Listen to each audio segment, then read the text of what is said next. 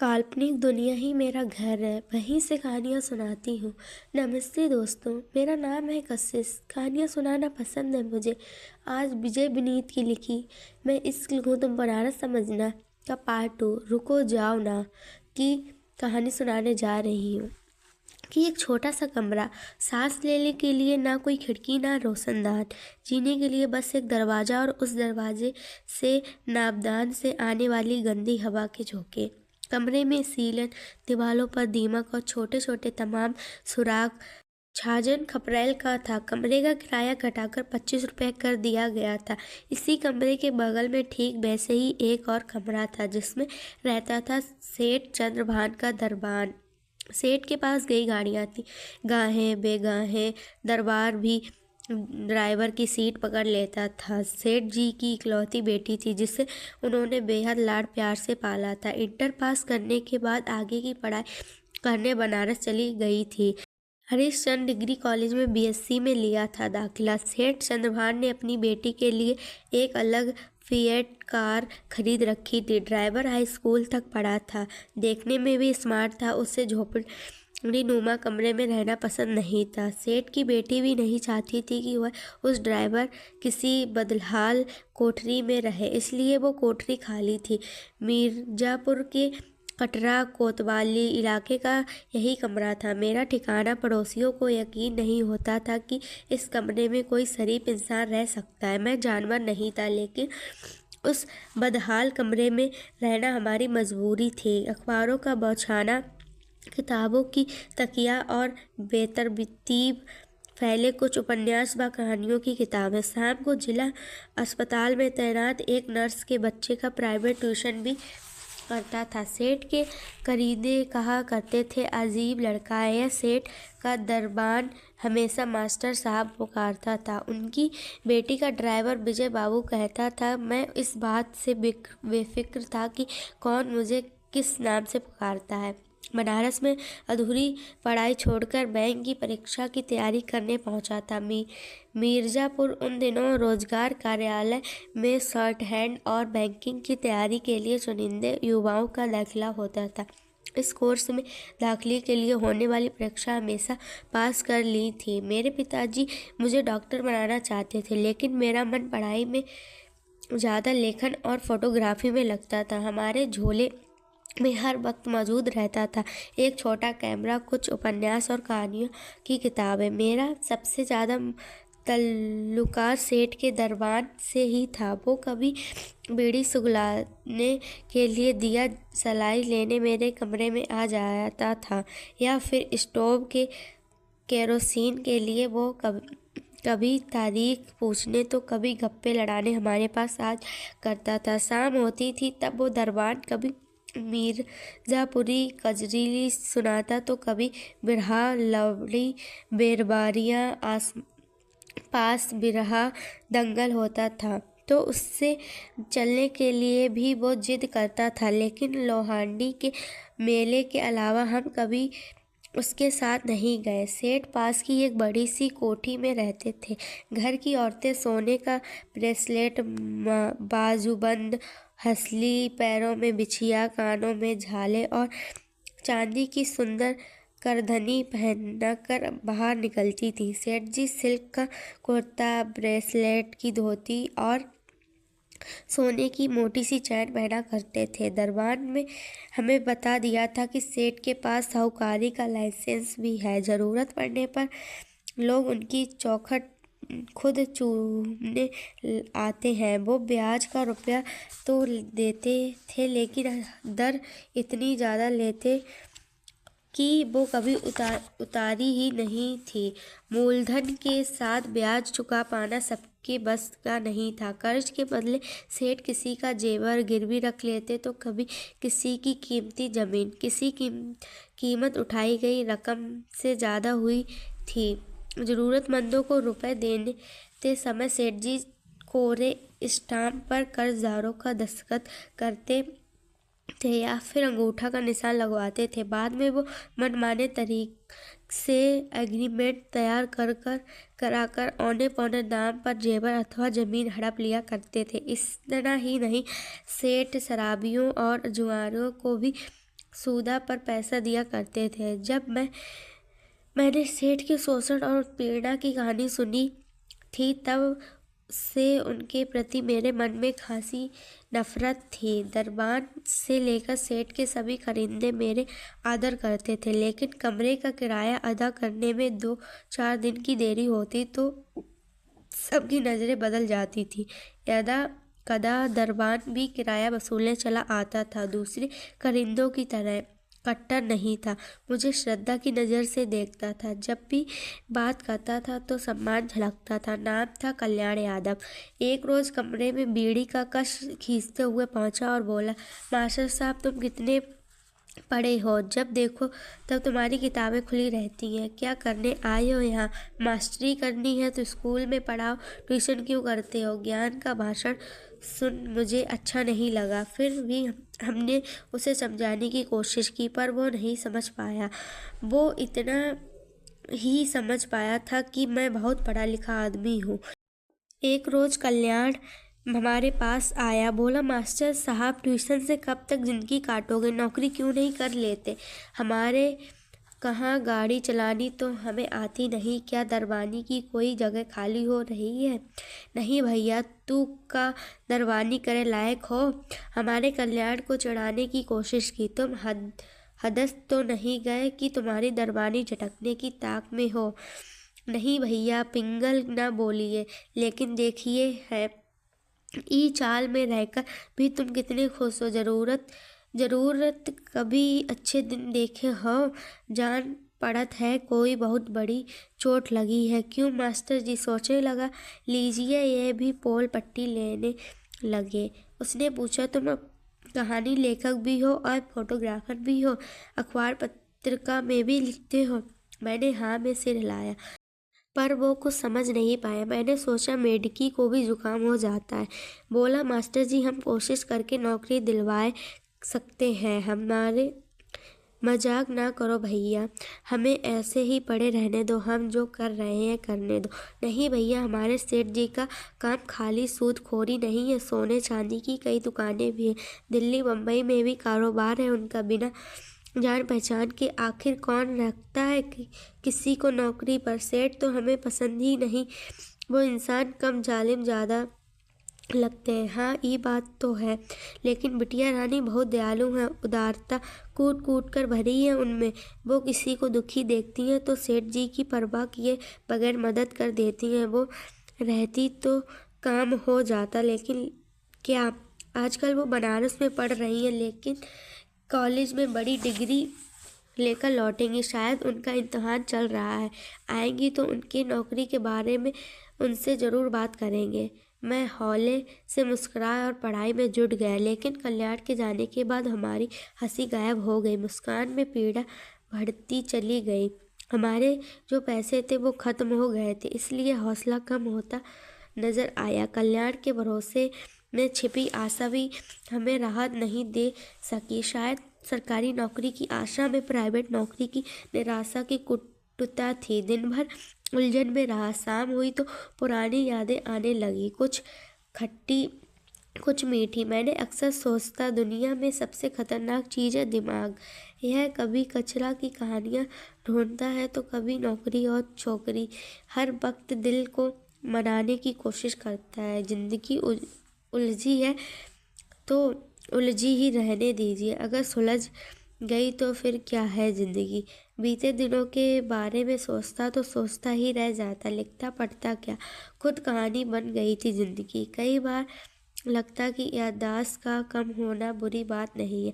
शायद बेचैन वो लोग ज़्यादा रहते हैं जिन्हें हर वक्त याद रह जाती है। स्कूल और कॉलेज के दिन, बेफिक्री के दिन, मौज और बाहर के दिन, दुखी और खेल के दिन, सिनेमा, ड्रामा, क्रिकेट, पिकनिक, दोस्तों और मुलाकातों की लंबी फहरिस्त कितने आराम से गुजरते थे। दिन कितने मज़े से बजती थी चैन की बंशी।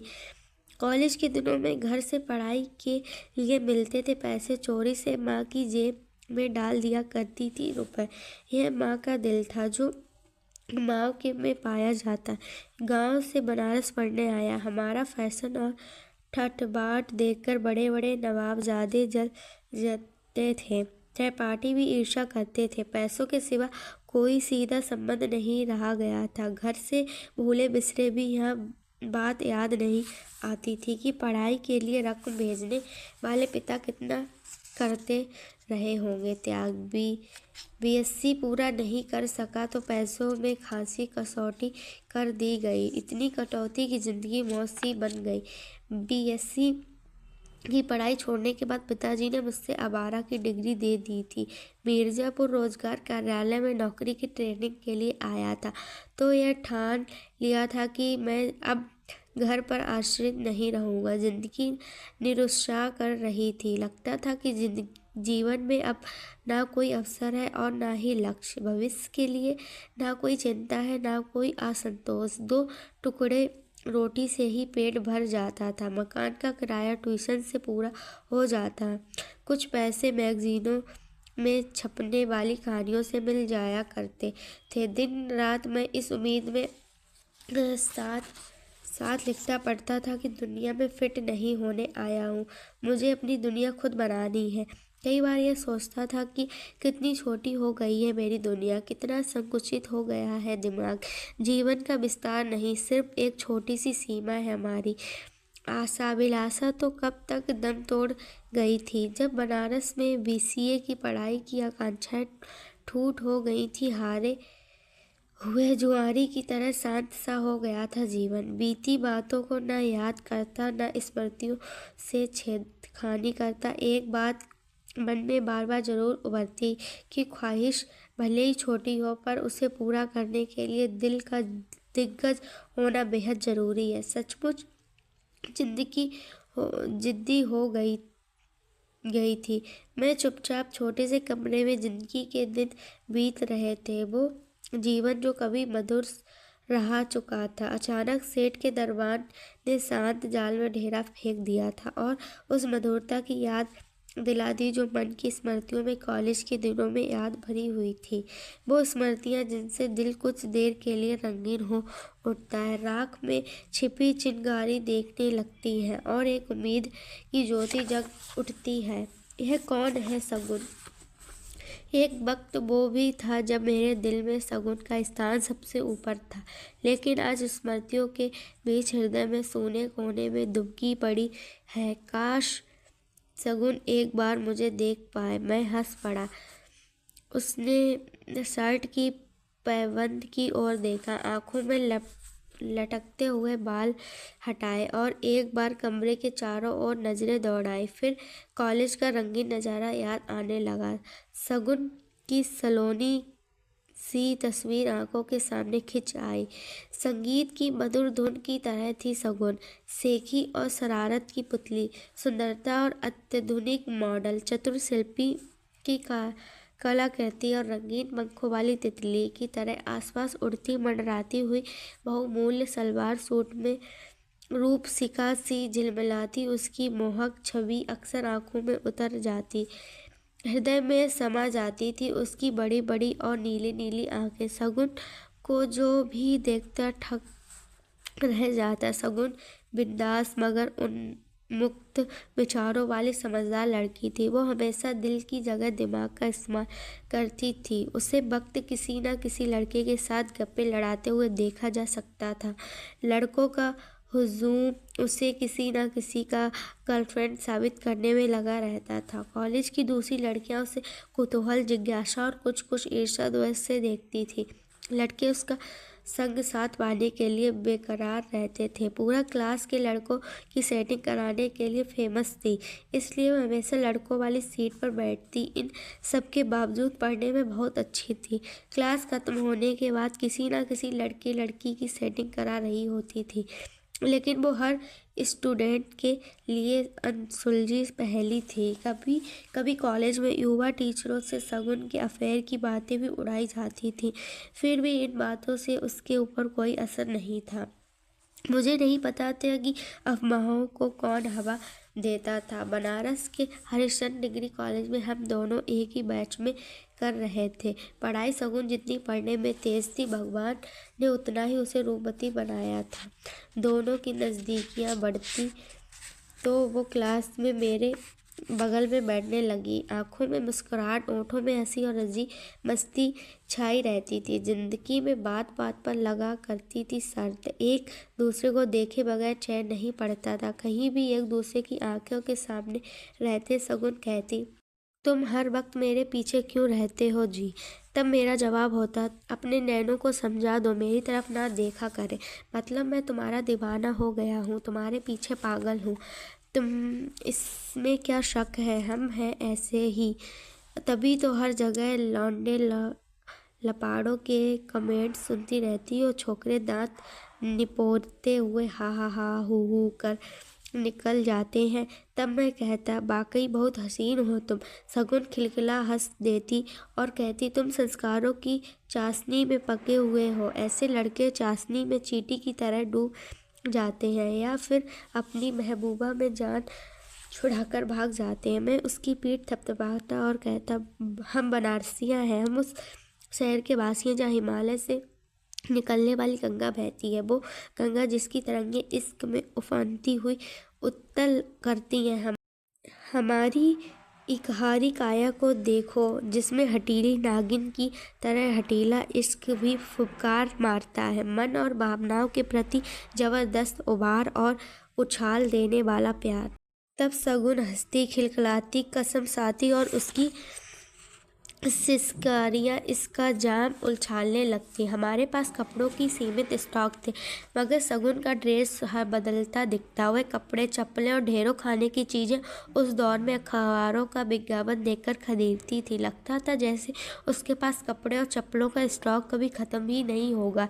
रोज़ नए नए सूट और नई नई साड़ियाँ, मुझे तमाम कपड़े खुद शगुन ने गिफ्ट में दिए थे। हर दिन आशा और उमंग से भरा रहता। शगुन के विचारों और भावनाओं का तब मैं शिद्दत से महसूस करता था। कभी कभी हम दोनों के बीच छोटी छोटी बातों पर झगड़े भी हुआ करते थे। शुरुआती प्रेम में मीठे झगड़े, ऐसे झगड़े जिसमें गुस्सा भी रहता था और प्यार भी। कभी कभी हम दोनों मुंह फुला लेते थे, लेकिन दिन पूरा ना होता था। क्लास खत्म होती शगुन पूछती, तुम्हारी घड़ी में क्या बजा है? 4। और हमारी आंखें भी फिर से 4 हो जाती। आज साजन थिएटर में कौन सी फिल्म लगी है? अच्छा सा नाम है, सुन साजना, शाम 5 बजे पहुंच जाना, मैं टिकट लेकर आ जाऊंगी। मैं अपनी मुस्कुराहट से मौन स्वीकृति देता और झगड़ा चारों खाने चित। मैं जिद्दी था और शगुन तेज व तुनक मिजाज, लेकिन झगड़ा खत्म करने के लिए अक्सर शगुन को ही झुकना पड़ता। बहुरंगे प्रेम की यह आधे जिंदगी के रंगीन पर्दे पर ना जाने कितनी मर्तबा गिरती उठती थी। शगुन क्लास में अव्वल थी और हम फिसड्डी, बस किसी तरह पास हो जाते थे। पहले साल हिंदी मीडियम में पढ़े थे हम। हमारी बॉटनी और जूलॉजी तो अच्छी थी, पर केमिस्ट्री और फिजिक्स के फार्मूले हमारे दिमाग की दीवार पर अंकित ही नहीं होते थे। हम दोनों बीएससी सेकेंड ईयर में पहुंच गए। हम खाली समय हरिश्चंद्र डिग्री कॉलेज के सामने कंपनी बाग में गुजरते थे। वहाँ हलचल भी थी तो तनाई का कोना भी था। मेरे लिए वे कठिन क्षण होते थे जब झाड़ियों और पेड़ों के बीच लोग आ जा रहे होते थे और शगुन शमशान की सारी सीमाएं तोड़ने का उद्यत हो जाती थी। शगुन वर्जन मुक्त थी। उसे छूना, चूमना अथवा देर तक लिपटाए रहना बेहद सहज और सुलभ था। मेरे लिए वह उसकी चंचलता एक आदत बन गई थी। वह आए दिन अपनी अप्रत्याशित हरकतों और बेपाक फैसलों से हमें हैरत में डाल दिया करती थी। उसकी तत्परता और बदहवासी ऐसी थी कि उसमें ऊब जाना, दूर जा पाना या फिर छूट पाना असंभव था।